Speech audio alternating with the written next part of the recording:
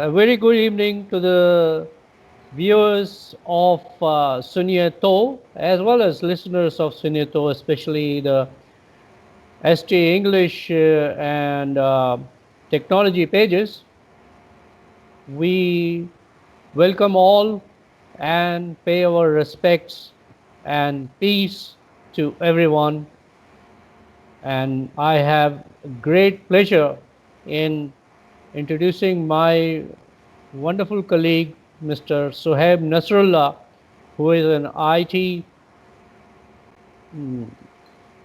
oracle who knows virtually everything about information technology, marketing, business, artificial intelligence, and he's really had a very experienced life so far, especially in the information technology stages.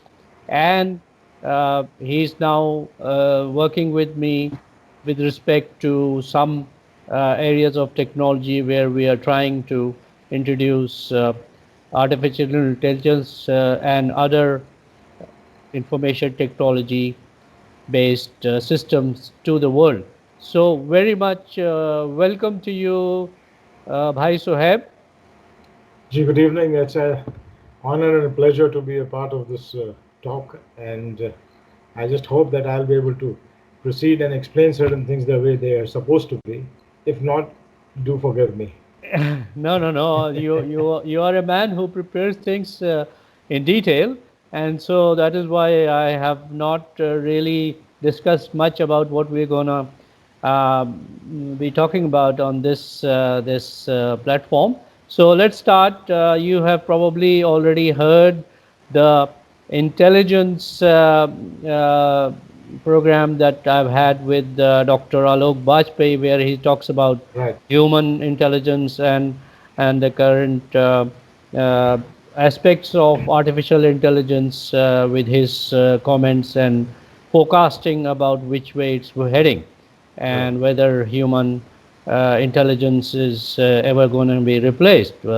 Just to summarize, as you probably have heard, and correct me if I'm wrong, what Dr. Bajpai says is that human intelligence will always be there, but we Right. need to use it in the proper ways. Otherwise, machines can do damage to the scenarios. So we need to always make sure that the human brain supersedes in thinking and producing artificial machines that mimic what we think should be the good aspects of human intelligence.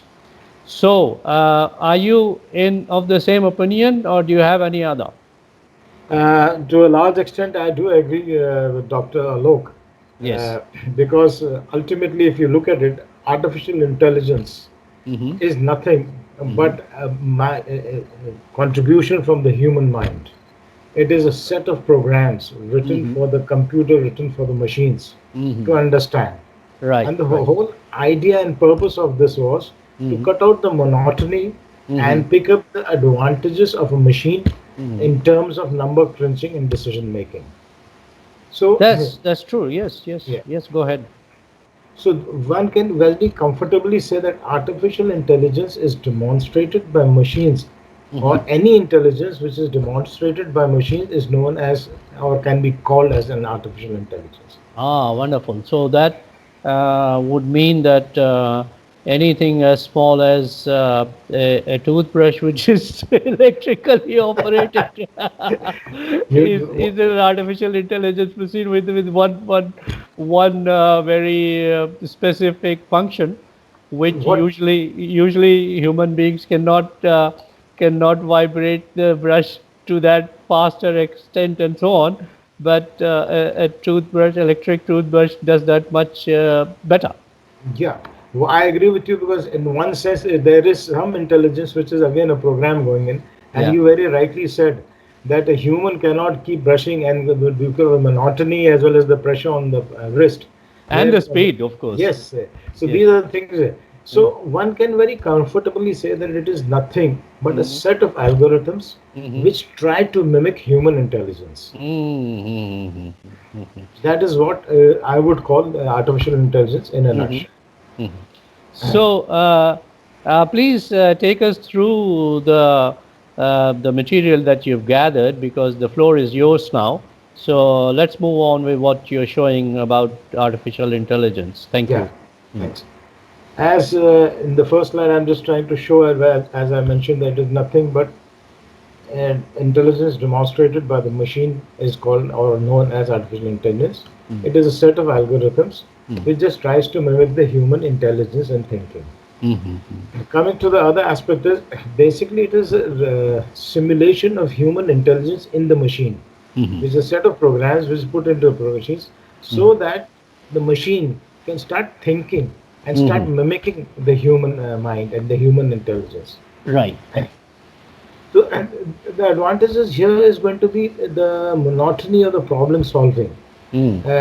Because for example, if there is a major number crunching to be done, and if you give me a set of 8 pages to go and add and multiply and subtract, I'll be able to do it, but with the help of once again a calculator or a spreadsheet, which again I'm depending on an office automation tool. And vis-a-vis, if I make a program and put it into this and feed it in the electronic spreadsheet, automatically it just picks up and gives me. So that is where the speeds matter. So wherever there is a number crunching or speed monitoring, that is monitoring. That is where the advantage is. For example, I can give you in a typical environment, let's say a process control. If there is a certain medicine line which is being on the shop floor, and there has to be ideal mix and a perfect mix of some 2 salts and compounds, which a human can do, of course, but if I sit and do it physically, it will come. But there could be a very minor or a fraction of a difference, which will have an effect on the medicine, which in turn would affect the health or could affect the health of the patient. Right. So the exact measurement is basically possible, and the minutest measurements may be much more possible with an intelligent machine that is programmed properly. Right. Yeah. And since these programs, as I said, these are basically programs or mathematical algorithms which are written. The whole purpose is it has a very specific goal. Now, for instance, I give this example of a medicine being done. If I say I'm manufacturing capsules, so there the precision and everything comes in. But the moment it knows the specific goal is capsule, that is it. The moment I say, okay, switch over to the liquid version, so again I'll have to need another thing. That is where the human. So the major advantage of artificial intelligence is that it is a number crunching and it's killing the monotony which we have in our daily routine. Right. And adding speed to that. Exactly. And as they say in today's world, time is money. That's right. That is what it is. And the one disadvantage with repetitive work is that it's got various side effects that a human being can have. One is boredom, the other is RSI and so on, which is the stress factor related, repeated stress, whatever it is called. Physical as well as mental fatigue, which can affect the decision making. And then the accuracy also is important, because with the repetitive work, human being can make mistakes which can be detrimental either way. So to the actual task as well as to the human being. So okay, well, that sounds good. Where do we move forward from this point, by Soheb? This I would say, I'll just take you through a brief of how old this is. I'll have to flip through some multiple slides, but Wonderful. just to show you, okay, this is a situation where if you can see the screen, even a brief history of artificial intelligence. Now, this typically the first paragraph you see, we are talking about. Of course, people might think that this is something off, but no. But this is actually a reality, and it has been shown and proven in the Greek mythology and things that this has been mentioned. So one can talk about It's just not our generation which has done this, but this has been, it's an effect from the human mind to develop something which will assist him in taking decisions and to Right. kill the monotony. Then coming straight to this century, rather the previous century, started off in 1943, Mm. whereby they had written a program for calculus. It was just to see how does the nerve activity working. It was that program was written program calculus to work that out. Then they had the Russians. I mean, the world started looking at it very seriously, and then we had numerous people looking at things over. Right. So 54 there was there, and of course, as the time progresses, in 1956, Dartmouth Summer Research Project was incorporated for specifically for artificial intelligence, and that is where they were specifically set defined goals and scopes for this. This was way back in 1956. Was it before I was born? Yes. So this is a process which has been continuing, and the development will continue. With passage of time, with the as they say, office automation, things will start moving much faster, and we'll see the growth of this in leaps and bounds. Then likewise, there was in '59 there was something where this Robert Gilbert he came out with the geometry theorem to prove certain things. IBM was the first time coined this concept of machine learning. That was in again 1959. So I mean, this has been a process. I'm just taking you back again. This has been just a process, and now today we have reached a place where the best example I can give you about artificial intelligence is some program known as Siri. Yes. Competition to that is Alexa, and there's so many next generation, I would say, is up till now we were doing number crunching using this, but with the advent of Siri and Alexa and all, we have come out with language language Google recognition. These are all artificial intelligence programs. Prior to this, there were programs which were developed in the late 70s or 80s, and whereby an individual could give a dictation to a computer. Those days it was a PC, and the program was known as Dragon. That was the first one which came out for word recognition software.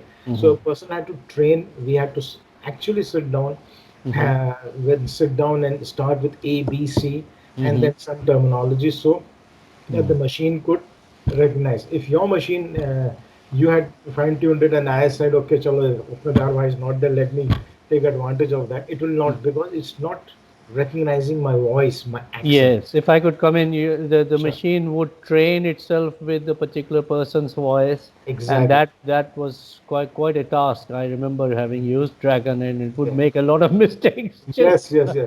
So it sure was a Draculian task to work on that. yeah. Father becomes foster or something like that, and it's absolutely a nightmare at times. So they weren't all that.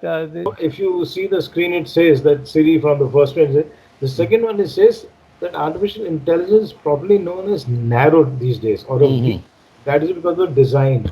It can only do small things. But narrow, for instance, Dragon was speech recognition. Now today we have facial recognition, or even imprint, biometrics, isometric.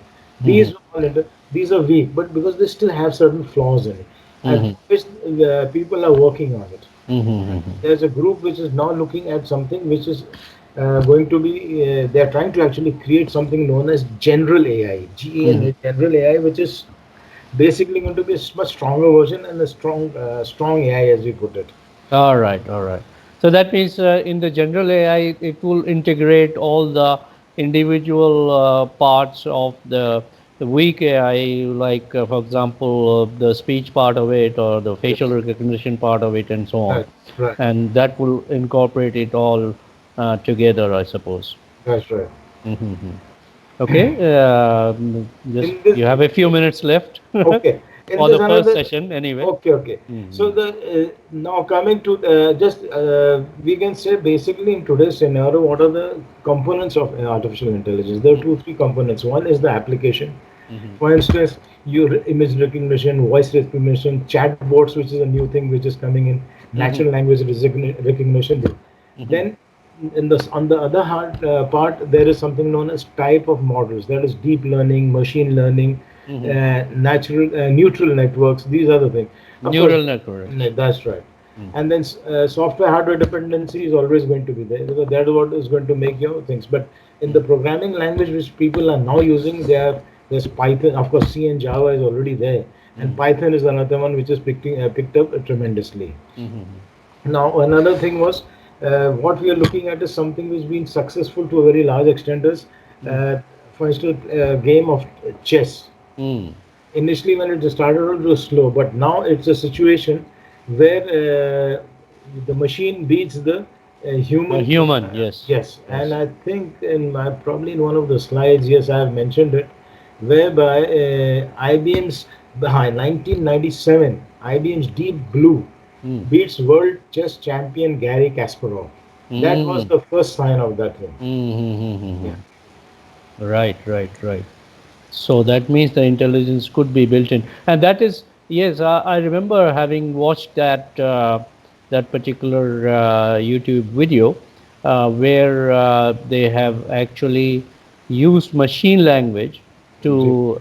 to improve on each move, Right. and so there was this big this was a Japanese competition or something, and Right. uh, also besides Gary Kasparov, later on there was another one that I'm referring to is we'll have to find and see if we can include that in our next episode. Uh-huh. That particular clip where in Japan they have a particular game Mhm. which has these pieces also, not unlike chess, but a bit more what you call involved. Right. But that was also programmed, and there was a competition with the winner, the manual winner, the human being who Right. played against the computer, and this was Right. the first time this team from US had presented this particular software, Ji. which in which the human being was beaten By the machine. by the machine, Okay. and there they actually used the machine learning because Right. uh, prior to this possibly what was happening was that they could guess they couldn't guess, they just actually used the combinations based on what the other person Right. was doing, but with the new scenario they could actually the machine learned itself the behavior of the opponent and what it needs to do next as well, Right. so that's Ji. how they could Ji. win over that scene. We know it. See, Yeah.